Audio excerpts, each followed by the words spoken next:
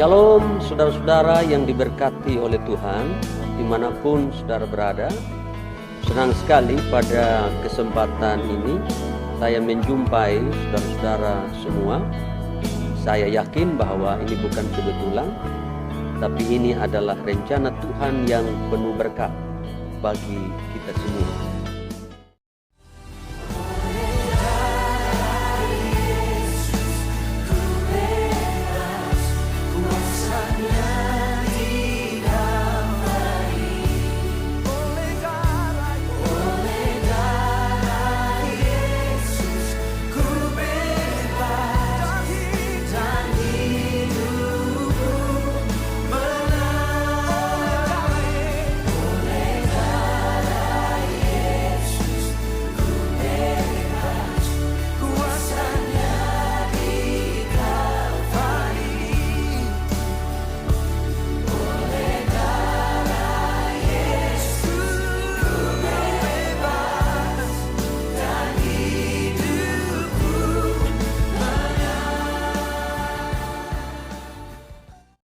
Nah baik, Bapak Ibu, saudara-saudara yang diberkati Tuhan, kini saatnya kita akan menerima kebenaran firman Tuhan.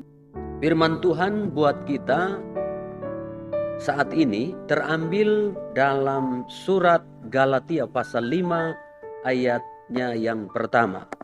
Galatia pasal 5 ayat yang pertama, demikian bunyi firman Tuhan. Supaya kita sungguh-sungguh merdeka, Kristus telah memerdekakan kita. Karena itu, berdirilah teguh dan jangan mau lagi dikenakan kuk perhambaan. Demikian firman Tuhan untuk kita. Dan saya akan menyampaikan renungan singkat buat kita di bawah tema kemerdekaan sejati.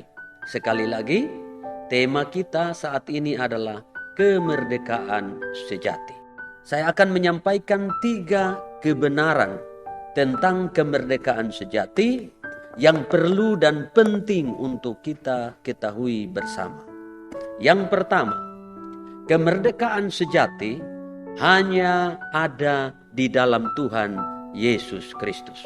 Sekali lagi, kemerdekaan sejati hanya ada di dalam Tuhan Yesus Kristus. Perhatikan bacaan kita. Di dalam Galatia 5 ayat 1 khususnya bagian A, di sana dikatakan supaya kita sungguh-sungguh merdeka, Kristus telah memerdekakan kita. Garis bawahi kalimat Kristus telah memerdekakan kita. Jadi siapa yang memerdekakan kita? Kristus Yesus Tuhan. Hanya Dia yang memerdekakan kita. Lebih jauh, Yohanes 8 ayat 36, Tuhan Yesus berkata, jadi apabila anak itu memerdekakan kamu, kamu pun benar-benar merdeka.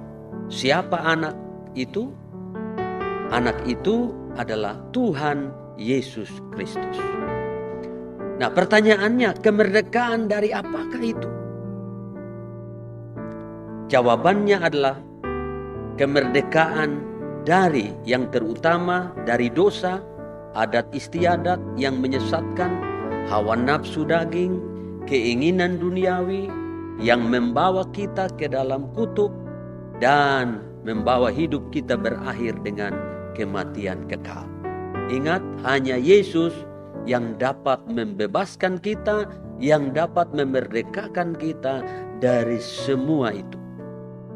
Yang kedua, kemerdekaan sejati adalah karya firman Allah dan Roh Kudus. Sekali lagi, kemerdekaan sejati adalah karya firman Allah dan Roh Kudus.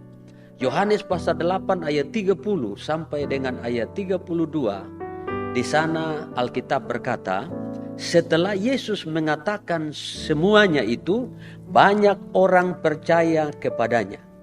Maka katanya kepada orang-orang Yahudi yang percaya kepadanya, jikalau kamu tetap dalam firman-Ku, kamu benar-benar adalah murid-Ku, dan kamu akan mengetahui kebenaran, dan kebenaran itu akan memerdekakan kamu. Saudara, garis bawahi kalimat yang berkata, dan kamu akan mengetahui kebenaran, dan kebenaran itu akan memerdekakan kamu. Kebenaran apa itu? Kebenaran firman Tuhan. Haleluya. Nah, saudara-saudara sekalian, itulah sebabnya firman Tuhan itu perlu dibaca, direnungkan, dan dilakukan di dalam hidup kita.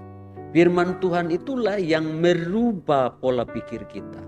Firman Tuhan itulah yang memperbaiki kehidupan kita.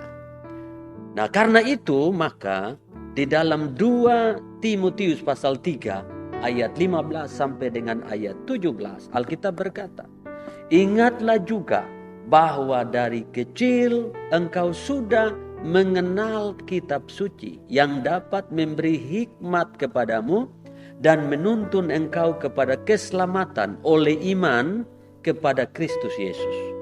Segala tulisan yang diilhamkan Allah memang bermanfaat untuk mengajar, untuk menyatakan kesalahan, untuk memperbaiki kelakuan, dan untuk mendidik orang dalam kebenaran. Dengan demikian, tiap-tiap manusia kepunyaan Allah diperlengkapi untuk setiap perbuatan baik. Haleluya. Jadi manfaat daripada firman Tuhan adalah untuk mengajar, untuk menyatakan setiap kesalahan kita, untuk memperbaiki kelakuan-kelakuan kita, untuk mendidik kita ke dalam kebenaran. Waktu firman Allah itu saudara dan saya terima, saudara dan saya renungkan dan lakukan dalam hidup ini, maka saudara dan saya tidak lagi menjadi hamba dosa, tetapi saudara dan saya menjadi alat untuk melakukan kebenaran Tuhan. Haleluya. Lebih jauh 2 Korintus pasal 3 ayat 17, di sana Alkitab berkata, sebab Tuhan adalah roh, dan di mana ada roh Allah, di situ ada kemerdekaan. Bila roh Allah berdiam di dalam kita, maka kita akan mengalami kemerdekaan itu. Sebab karya roh Allah, karya roh kudus adalah untuk memerdekakan kita. Haleluya. Yang ketiga, kemerdekaan sejati berarti tidak lagi diperhamba oleh dosa. Galatia pasal 5 ayat 1 bagian B khususnya tadi. Itu dikatakan, dan jangan mau lagi dikenakan kuk perhambaan. Jadi orang-orang yang masih menyerahkan dirinya kepada perhambaan dosa, itu orang-orang yang belum mengalami kemerdekaan sejati. Nah, Yohanes pasal 8 ayat 33 dan 34. Di sana dikatakan, jawab mereka, maksudnya jawab orang Yahudi, kami adalah keturunan Abraham dan tidak pernah menjadi hamba siapapun. Bagaimana engkau dapat berkata kamu akan merdeka? Kata Yesus kepada mereka, aku berkata kepadamu, sesungguhnya setiap orang yang berbuat dosa adalah hamba dosa. Jadi saudara, orang-orang Yahudi menyebut dirinya sebagai orang merdeka. Tetapi nyatanya mereka bukanlah orang merdeka sejati. Karena mereka masih menyerahkan diri mereka untuk menjadi alat bagi kejahatan, bagi dosa. Dan menurut Yesus, orang-orang yang masih hidup dalam dosa adalah hamba dosa. Dan hamba dosa itu artinya mereka belum mengalami kemerdekaan sejati. 1 Petrus pasal 2 ayat 16 yang sama dengan Galatia 5 ayat 13. Di sana Alkitab berkata, hiduplah sebagai orang merdeka dan bukan seperti mereka yang menyalahgunakan kemerdekaan itu untuk menyelubungi kejahatan-kejahatan mereka. Tetapi hiduplah sebagai hamba Allah. Jadi, setiap orang yang masih menyerahkan dirinya diperhamba oleh dosa, keinginan duniawi, hawa nafsu, tradisi dan adat istiadat yang menyesatkan imannya, serta cara hidup dan kebiasaan-kebiasaan yang membelenggu dirinya sehingga dia tidak mampu untuk melakukan kehendak Allah dengan baik. Orang-orang yang demikian belum mengalami kemerdekaan sejati itu. Marilah kita hidup sebagai orang yang benar-benar merdeka, karena Kristus telah memerdekakan kita. Salam kemerdekaan sejati untuk kita semua dan untuk Indonesia. Tuhan Yesus memberkati kita semua. Haleluya. Ku bebas, bebas, bebas karena pengampunannya. Lagi katakan, ku bebas, bebas, bebas karena kuasanya. Ku telah bebas, ku telah bebas, bebas. Dia tinggal di dalamku oleh kuasa darahnya. Mari umat yang dibebaskan, sama-sama katakan ku bebas, ku bebas. Karena pengampunannya,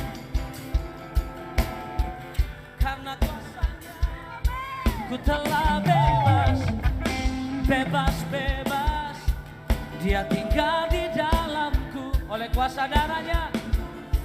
Mari sama-sama lagi katakan, ku bebas, bebas, ku bebas.